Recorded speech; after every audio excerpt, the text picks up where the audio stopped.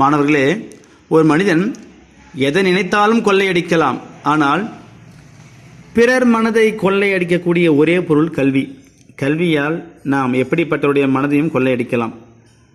அப்படிப்பட்ட கல்வியை மிக சிறப்பாக கற்று விழுப்புரம் மாவட்டத்திலே 13/12/23 அன்று 9ஆம் வகுப்பு மாணவர்கள் ஆகிய நீங்கள் எழுதிய அரையாண்டு பொதுத் தேர்வுக்கான தமிழ் வினாத்தாளுக்கான விடை குறிப்புகளை இப்போது பார்க்கலாம். வாருங்கள் மாணவர்களே. நேரம் கருதி விடைகளை மட்டுமே படிக்கிறேன், வினாக்கள் தேவையில்லை. முதல் வினாவுக்கான விடை என்னன்னா, சிற்றிலக்கியங்கள். 2க்கு புலரி, 3க்கு வளம், 4க்கு தொகை சொற்கள், 5க்கு ஊரக திறனாய்வு தேர்வு, 6க்கு தமிழ், 7க்கு எதிர்மறை வினையெச்சம் ஓமைத்தொகை, 8க்கு கெடுதல் புணர்ச்சி, 9க்கு தீர்த்தங்கரர் உருவங்கள், 10க்கு அல்லல்னா சேரு, அதன் பிறகு 11க்கு மோகன் சிங் ஜப்பானியர். அதன் பிறகு பாடல் வினா, கல்லிடை பிறந்த ஆறும் கரைபொரு குணம் தோயும் என்ற பாடல் இடம்பெற்ற நூல் எது அப்படின்னு கேட்டிருக்காங்க. அது எதுனா ராவண காவியம். அதை எழுதியவர் யாருன்னா புலவர் குழந்தை. அதில் உள்ள முருகு என்ற சொல்லின் பொருள் அழகு. அதில் அந்த பாடலில் இருக்கின்ற அடி எதுகை எதுனா கல்லிடை முல்லை 2ஆம் எழுத்து ஒன்றி வந்திருக்கின்றது. அதன் பிறகு விடைக்கேற்ற வினா அமைக்க, ஏறு தழுதல் முல்லை நிலத்து மக்களின் அடையாளம் அப்படின்னு சொல்றாங்க. அதுக்கான வினா எப்படி அமைக்கலாம்? முல்லை நிலத்து மக்களின் அடையாளம் எது என்று நாம் எழுதலாம் மாணவர்களே. அடுத்து இந்திய தேசிய இராணுவத்திற்கு வலு சேர்த்தவர் பசும்பொன் முத்துராமலிங்கனார் அப்படின்னு இருக்கு. யார் நம்ம கேட்கலாம். அதாவது இந்திய தேசிய இராணுவத்திற்கு வலு சேர்த்தவர் யார் என்று நாம் கேட்கலாம். அதன் பிறகு பக்கம் 11 கன்னி என்றால் என்ன இருக்கும்? 2 பூக்களை வைத்து தொடுக்கப்படும் மாலைக்கு தான் கன்னி என்று பெயர். அதுபோல செய்யுள்ள 2 அடிகளாக எதுகியால் தொடுக்கப்படும் செய்யுள் தான் நம்மளுக்கு கன்னி என்பது நமக்கு தெரியும். உங்களது பள்ளியை சுற்றியுள்ள நீர்நிலைகள் எது அப்படின்னா ஆறு, குளம், ஏரி, கிணறு அப்படின்னு நம்ம எழுதலாம். 6 இருந்தால் எழுதலாம். சாரல் சட்டம் எதற்காக இயற்றப்பட்டது அப்படின்னா, குழந்தை திருமணத்தை தடை செய்வதற்காக 1929ஆம் ஆண்டு இயற்றப்பட்டது. இசைத்தூங்கல் யார் காலத்தில் அமைக்கப்பட்டதுன்னா, விஜயநகர பேரரசர் காலத்தில் தான் இசைத்தூங்கல் அமைக்கப்பட்டது. அதன் பிறகு அன்பு என்று தொடங்கும் குரல் 178 இருக்கின்றது, பார்த்து கொள்ளுங்கள். அதன் பிறகு 22வது வினாவுக்கு வீணையோடு வந்தான். அந்த ஓடு என்பது ஒரு வேற்றுமுறுப்பு. அந்த வேற்றுமுறுப்பானது வெளிப்படையாக வந்திருக்கின்றது. எனவே இது வேற்றுமை தொடர். கிளியே பேசு என்பது விழித்தொடர். சரிங்களா? அதுக்கான விடை இங்கு இருக்கின்றது. அதன் பிறகு பொருத்தமான உடம்படுமை ஈ ஐ வழி எவ்வும் ஏனைய உயிரின் வவ்வும் ஏ முன் இவ்விருமையும் என்பது உடம்படு மெய் ஒன்றாகும் என்ற விதி உங்களுக்கு படிச்சிருப்பீங்க. எனவே பூவை பிரிச்சிங்கன்னா இப்பு கூட ஊ வரும். ஊ வந்தா இவ போட கூட்டணும்.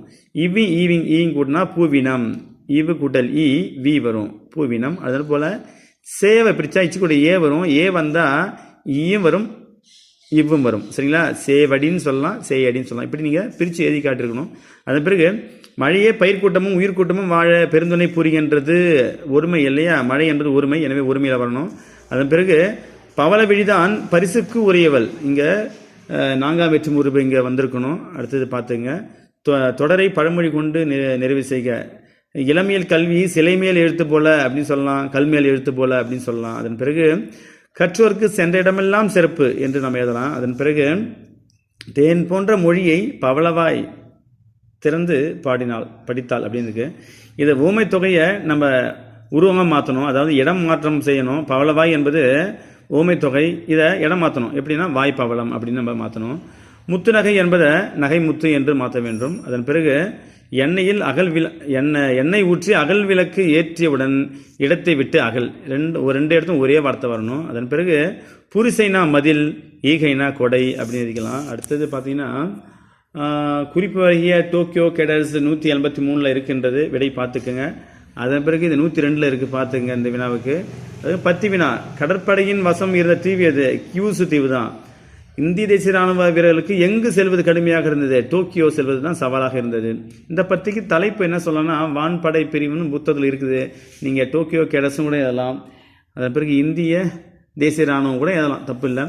அதன் பிறகு இந்த வினாவுக்கான விடை எந்த பக்கத்தில் இருக்குது பாருங்கள். 188. அதன் பிறகு 138 பட்டமரத்தின் வருத்தங்கள் இருக்கின்றது, பார்த்துங்க. காடெல்லாம் கழைகரும்பு என்ற பாடல் பெரிய புராண பாடல், அதை பார்த்துங்க, பக்கம் 41. அதன் பிறகு 187 சொல்லரும் சூழ் பசும் பாம்பின் தோற்றம் போல் அப்படின்னு இருக்கும், அதை பார்த்துங்க. அதன் பிறகு இந்த கைப்பிடி ஓர் எழுத்து ஒரு மொழி, கைப்பிடி கைப்பிடி இல்லையா? இதை நான் உங்களுக்கு விடை இங்கே சொல்ல மறந்துட்டுன்னு நினைக்கிறேன். ஸோ ஓகே, வேறுபாடுகளை நம்ம பின்னாடி சொல்கிறேன். அடுத்து பண்பாகு பெயர் தொழிலாகு பெயர் 200 பக்கத்தில் இருக்குது. அதன் பிறகு இந்த திருக்குறளில் என்ன அணி வந்திருக்கு அப்படின்னா, சொல் பொருள் பின்வரும் நிலையில் வந்திருக்கு. ஒரு சொல் மீண்டும் மீண்டும் வந்து அதே பொருளை தந்தா அதுதான் வந்து சொற்பொருள் பின்வரும் நிலை அணி. இதில் செல்வம் என்ற சொல் மீண்டும் மீண்டும் வந்து ஒரே பொருளை தந்திருக்கின்றது. சரிங்களா? அடுத்தது பக்கம் 11 தூது அந்த நெடுவினாவை எழுதிக்கலாம். அடுத்து ராவண காவியம் 159. அடுத்து பார்த்திங்கன்னா உங்களுக்கு கால் முளைத்த கதைகள் 28. இதை நீங்கள் படிச்சிருப்பீங்க. 28 பக்கத்தில் வினா மட்டும்தான் இருக்கும், விடை உங்களுக்கு ஆசிரியர் சொல்லியிருப்பாங்க. அதன் பிறகு அகராதி வேண்டி விண்ணப்பம் அது 149 இருக்கின்றது, வினா இருக்குது, விடை சொல்லியிருப்பாங்க. அதன் பிறகு இங்கே வந்து எதுகை மோனை, இந்த பாநாயம் பாராட்டல், திரண்ட கருத்து மைய கருத்து, எதுகை மோனை ஏய்பெல்லாம் நம்ம போட்டு எழுதணும். அதன் பிறகு ஸ்ட்ரென்தன் த பாடி, உடல்நிலை உறுதி செய். அதன் பிறகு திங்கிங் இஸ் கிரேட், நல்லதை நினை. யூனியன் ஸ்ட்ரென்த், ஒற்றுமைய பலம். லவ் யுவர் ஃபுட், உணவை விரும்பு. வாக் லைக் எ புல், ஏறுபுல் நட. அதன் பிறகு பார்த்தீங்கன்னா காட்சி கண்டு கவினுரை எதுக, ஒரு 5 வரிகள் எழுதணும்.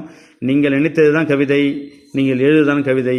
அதன் பிறகு 66 இந்த வினாவுக்கான விடை இருக்கின்றது. 183 இந்திய தேசிய இராணுவம், தண்ணீர் விரிவானம்.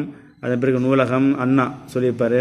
அதன் பிறகு இது ரெண்டும் பார்த்தீங்கன்னா எனது பயணம், இதெல்லாம் வந்து நீங்கள் படித்தது தான்.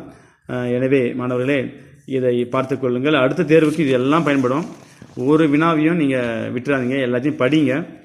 நன்றி மாணவர்களே. இந்த காணொலியை பிடித்ததை லைக் பண்ணுங்கள், மற்றவர்களுக்கு ஷேர் பண்ணுங்கள். நம்ம சேனலுக்கு நீங்கள் புதியவராக இருந்தால் சப்ஸ்கிரைப் பண்ண மறக்காதீங்க. நன்றி, சந்திப்போம். வாழ்க வளமுடன். நன்றி.